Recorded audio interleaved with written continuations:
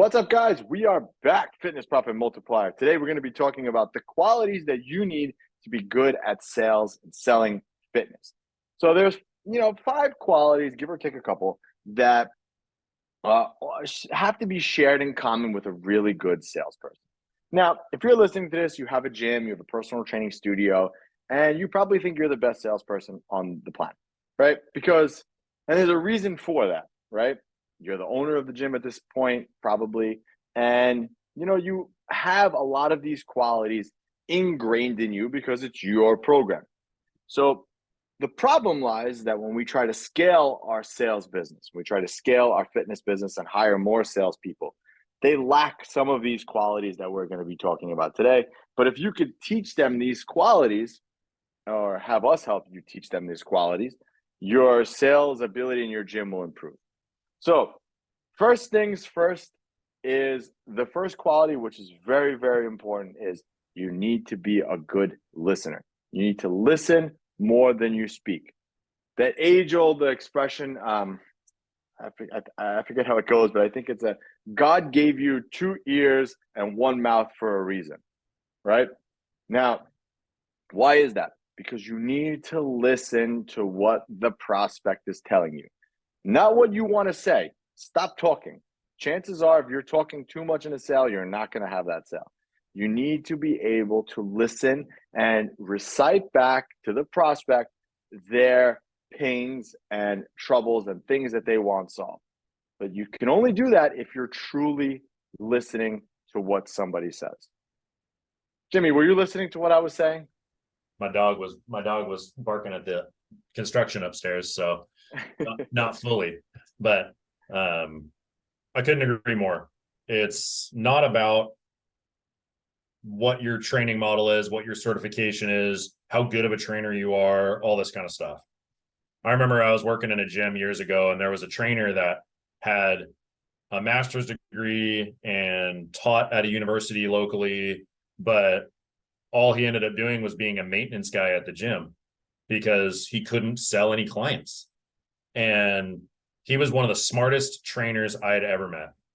He wrote some of my training programs. He took me through some stuff. He trained me for a little bit because I recognized his knowledge.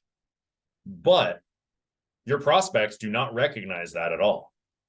They actually gloss over when you talk about that kind of stuff. So if you are talking about your certification, your knowledge base, what you've studied, all this stuff, that's me. That's not them. And people love hearing their name and talking about themselves. So you got to get them talking about themselves. That's where they start to know, like, and trust you when you're interested in them. People like to be interesting. So if you are interested in their specific need and where they're at, and you're actively listening, that's the first key to getting this going. Yeah, agreed. So you got to listen. Second quality is, and I'm going to pull these out of order because they're kind of going hand in hand here. The second quality is you need to care. Now, what the hell does that mean? That's kind of a fugazi one, right? Like care. Like, yeah, I care. Of course I care. I wouldn't have opened up this gym if I didn't care. But it's not that kind of care. It's a different kind of care. You actually have to feel it in, I can't even explain it. You have to feel it inside of your bones that you desperately want to help this person. And if this prospect walks away from this scenario of your gym, they're nowhere near where they need to go to get their results. You almost have to be afraid that if Mrs. Jones doesn't purchase training with you, that she's going to go somewhere else and never get her goals. That's the type of level of care that you have to have deep down inside. And that can't be faked. That's the thing, is that cannot be faked. You have to truly have that in you. So, Jimmy, with that said, how do you build that care muscle up? Right. And it's sometimes a difficult one for people who are into the X's and O's of training, because they just think that everybody should just trust them and believe them and all this stuff. You have to put yourself in the shoes of the prospect. And you have to truly align yourself with the vision for your business and what it is that you do to serve others. So obviously there's a price to doing that, right? And if they're not willing to pay the price, then they can't get the help. But when we look at it from a care perspective and actually caring, you have to go into the meeting knowing that your job is to help them make the right decision for them.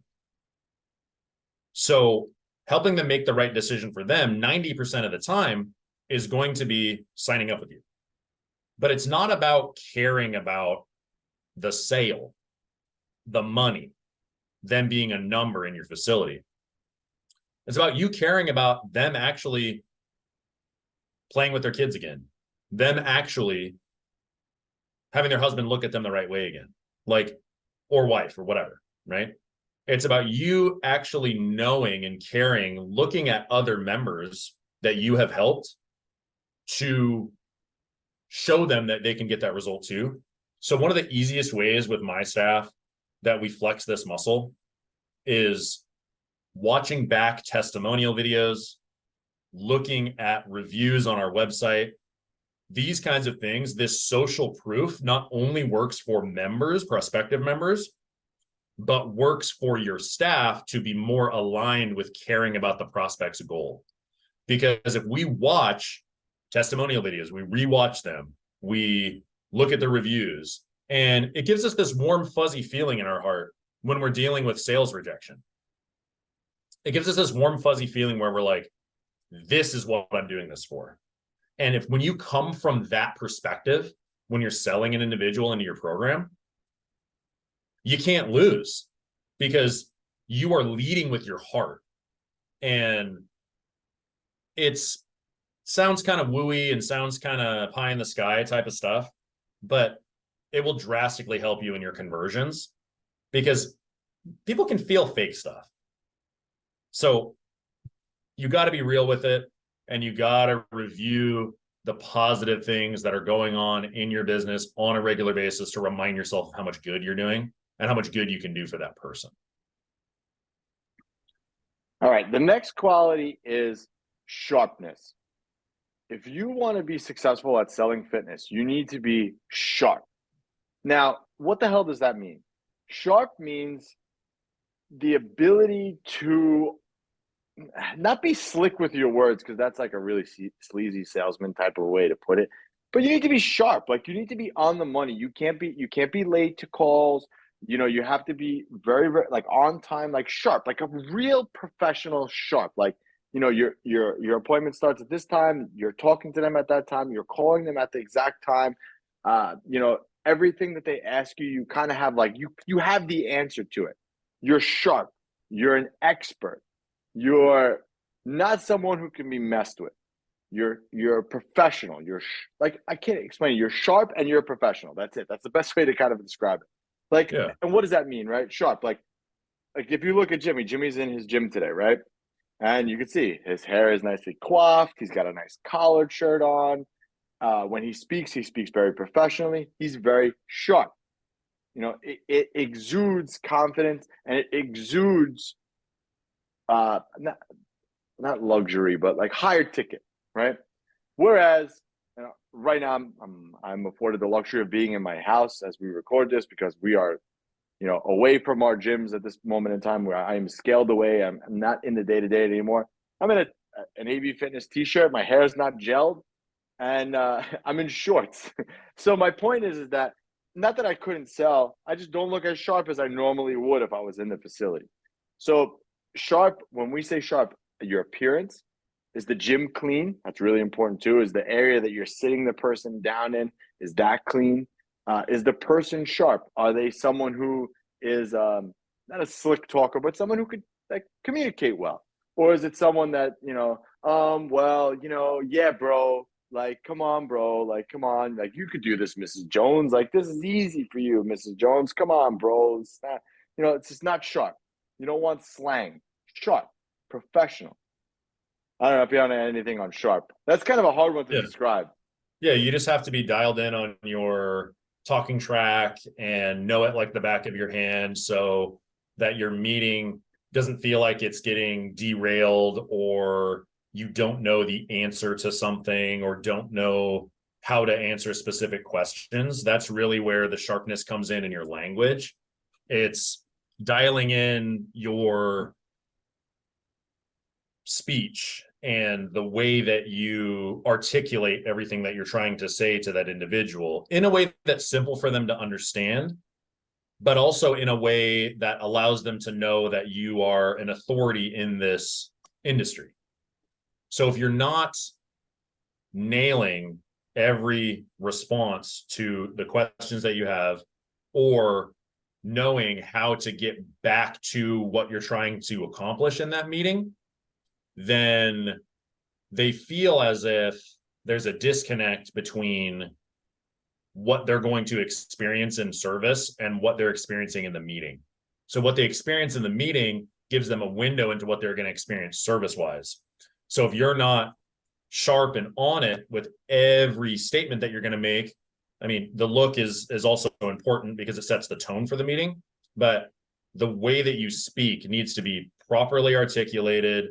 There needs to be no lag time between questions.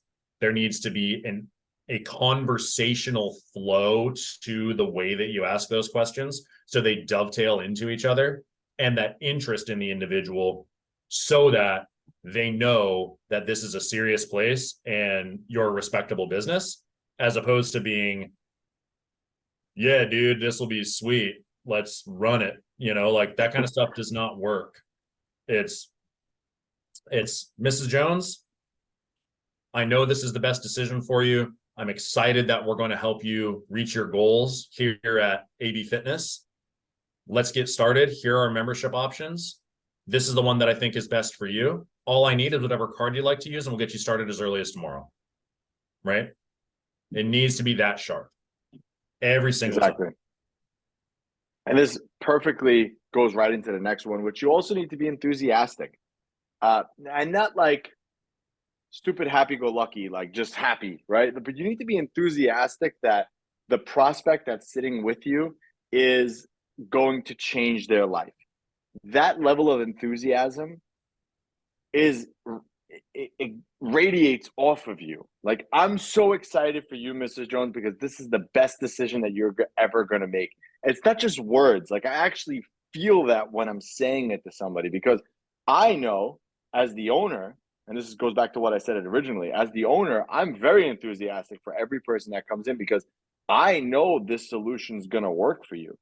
Whereas if you pull someone off the street into your gym to sell, they're really not sure if it's going to work for them, right? Like, they don't know what you put into the program, but you as the owner have that level of enthusiasm because you know and you see what happened.